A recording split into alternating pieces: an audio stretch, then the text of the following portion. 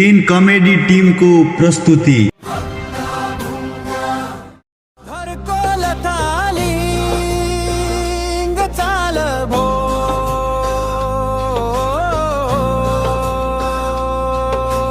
भत्ता भुङ्ग सबैलाई थालिङ भत्ता भुङ्ग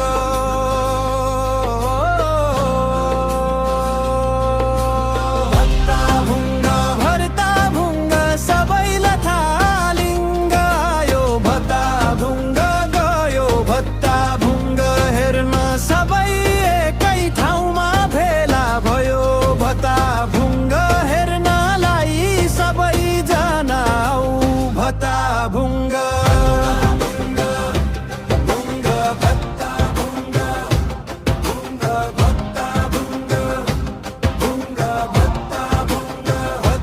भुङ्ग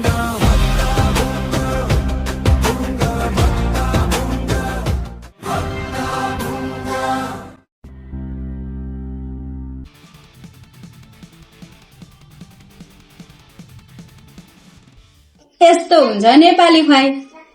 अनि साँच्चै माइला तैँले लगेको ब्याग खोइ त। ला कहाँ हरायो त मेरो ब्याग? ला कहाँ हरायो त मेरो ब्याग?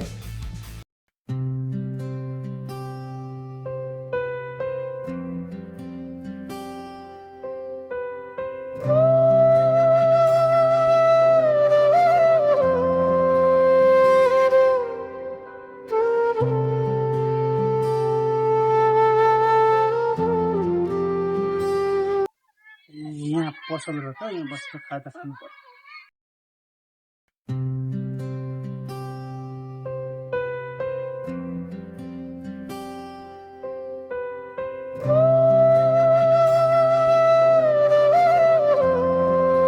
दाइ भाइ खाँदा के पाउँछ यहाँ?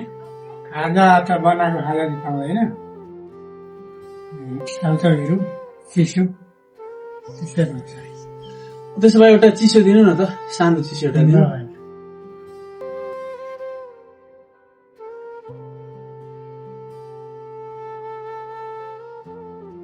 कति हो? 50 50?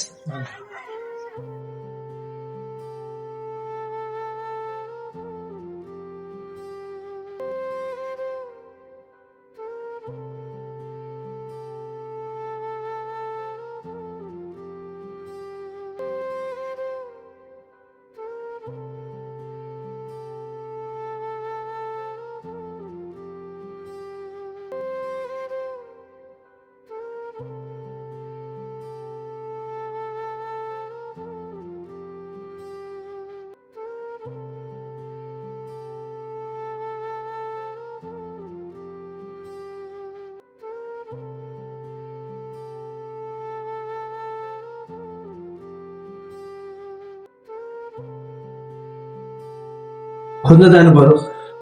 हेलो मन्त्री दाइ, त्यो अस्तिको केटाहरूले काम लगाइदिनु पर्यो भनेर मलाई वाक्क लागिसके। अनि त्यो अनुदानको मान्छेले पनि फोन गरेको गर्छ। म त वाक्क भइसक्यो। के गर्नु के गर्नु होइन।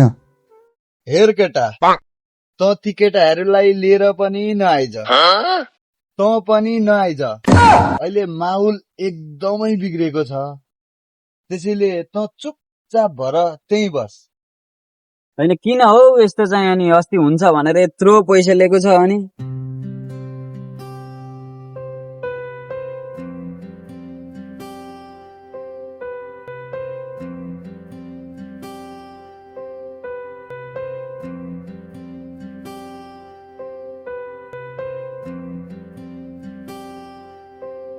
अब हेर भाइ, हामीले उनीहरूसँग पैसा मागेको होइन, उनीहरूले आफै दिएका हुन्। त्यसैले अब तै चुप मै चुप भएर चुपचाप बस। आलु जस्तो कुरो चाहिँ नगर्नु न हौ। आलु जस्तो कुरो तैँले गर्दैछस्। हेर, तैँले त्यही आलु जस्तो कुरो गर्नाले नबिनेले पनि त्यसै गरी मान्छे लिएर आउन थाल्यो। अहिले सारा गाउँले हाम्रो कुरा थाहा पाइसकेका छन्। त्यसैले अब हामीले चुनाव जित्न पनि नसकेला जस्तो छ। त्यसैले अब यस्तो काम गर्न छोड्दे, तै चुप मै चुप भएर बस्नुपर्ने दिन आइसकेको छ। बुझिस्? दाइ तपाईँ साँच्चै सिरियस हुनुभएको हो? त्यसो भए म विचार गर्छु नि त।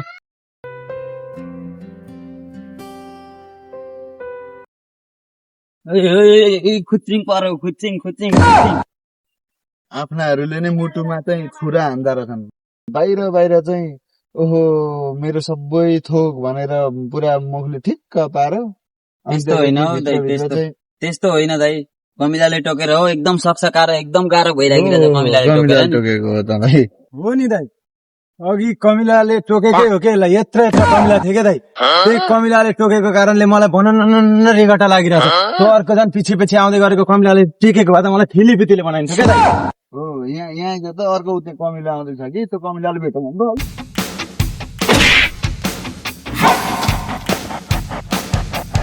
दाइ अनुदानवाला पसलेको फोन आयो। काट्दै फोन छोड। काट्ने? किन काट्नु फोन? तैँले त्यो फोन काटिनस् भने त्यसले तेरो घाँटी काट्छ, घाँटी। हो र दाइ, तपाईँ त्यसो भए त मन्त्री नहुनु भएको भए पनि त्यतिकै ठिक थियो, डर त हुँदैन थियो। हेर केटा, म मन्त्री भएकोले चाहिँ त डराउनु परेको होइन, तैँले कामै त्यस्तो गरेको छस्। अब त्यो दिन तैँले नबिनेलाई लिएर नआएको भए आज सारा गाउँले थाहा पाउने थिएनन्। मेरो मन्त्री पद नि चैट हुनेवाला थिएन। कति काम गरियो, कति मिहिनेत गरियो, तर अब मलाई यो मन्त्री पदबाट चाहिँ आउट हुनु छ। मेरो एउटा राजीनामा पत्र लेखेर पठाइदे, मन्त्री क्वार्टरसम्म पुर्याइदे। अनि केमा पठाइदिनु दाइ? परेवाको खुट्टामा बाँधेर पठाइदिनु? यता सुन विवेक। हजुर दादा भन्नु। अहिलेको जमाना त्यस्तै परेवाको खुट्टामा बाँधेर पठाउने जमाना छ। अहिलेको जमानामा जे छ चलिआएको त्यसै गरेर पठा न। ल त्यसै गर।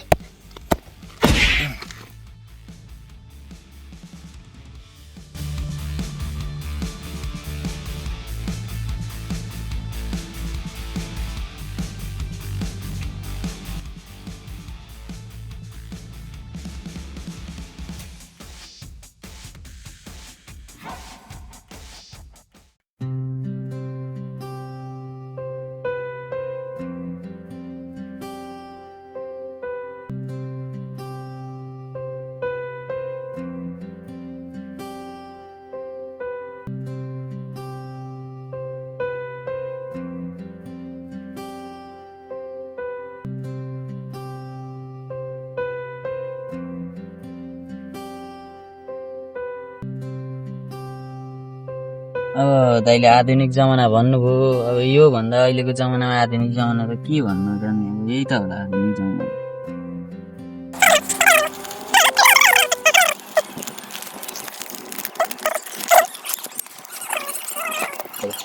अब यो रकेट भन्दा अहिलेको आधुनिक जमानामा छिटो केही छैन। पठाइदिनु पर्यो दाइको राजीनामा।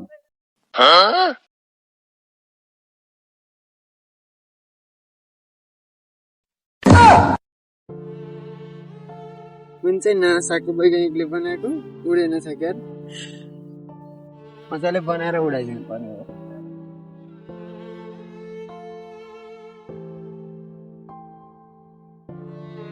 आजदेखि दाइको राजीनामा भने त विवेकैको अक्षर होइन? त्यस्ता नाथे काम नलाग्ने दाइको राजीनामा म सदर गरिदिन्छु नि त। कता छ डर पनि।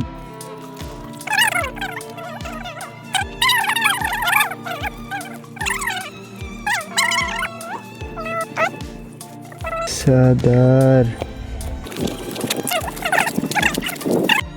पनि गरिदिएँ, अब उडाइदिन्छु मजाले। नासा नै पुग्छ होला।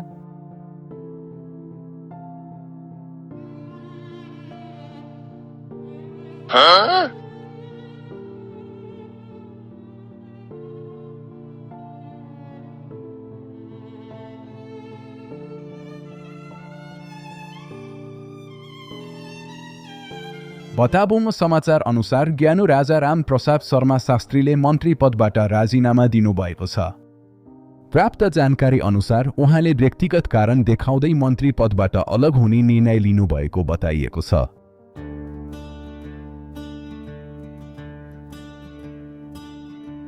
बल्ल तल्ल भएको मन्त्री खुस्कियो नि हजुर भ्रष्टाचार त गर्या थिएन कहाँ थियो सुनको गजुर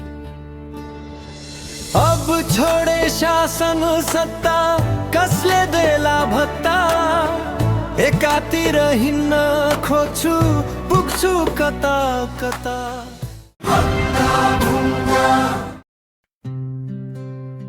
यति राम्री मान्छेले कल गर्छु भन्दाखेरि म बोल्दिन होला त भरे पनि कल गर ल हामी बोल्नुपर्छ तिमीले कल गर्ने बित्तिकै म उठाइहाल्छु नि तिम्रो कल उता मेरी परम सुन्दरीको फोन आउँदा चाहिँ दाइले नउठा कसैको पनि फोन नउठा भनेकाले मैले उठाइन उता मेरी परम सुन्दरी बम बम तिरिसार बसिरहेकी होली फेरि साकी त छैनौ नि कैसे कैसे लोग रहते हैं यार ए बाबा नरिसाउ न मैले सरी भने त ल मबाट गल्ती भयो सरी बाबा सरी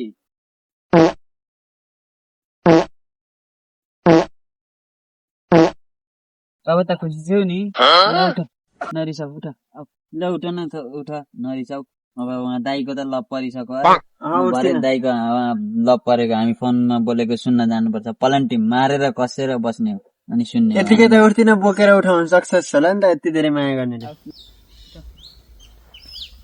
तिम्रो माया भन्दा पनि ज्यान बढिरहेछ कौन है ये लोग कहाँ से आते हैं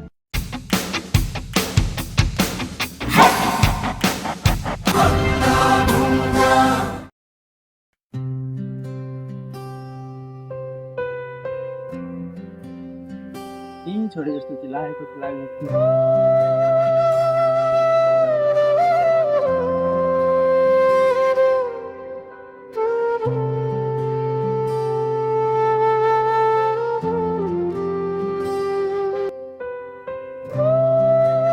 दाइ अस्ति मैले यहाँनिर झोला छोडेँ छैन भाइ झोला छोडेँ ऊ चाहिँ देखेको त कालो झोला मेरै हो जस्तो लाग्यो नि त त्यही भएर तिम्रो जस्तो झोला अरूको हुँदैन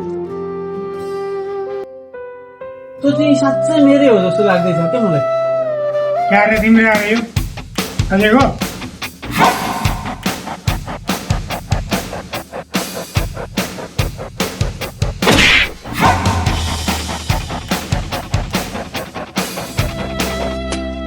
आफ्नै समान आफैले चोरे जस्तो पो लौन दैव यो गरिबलाई यस्तो किन भो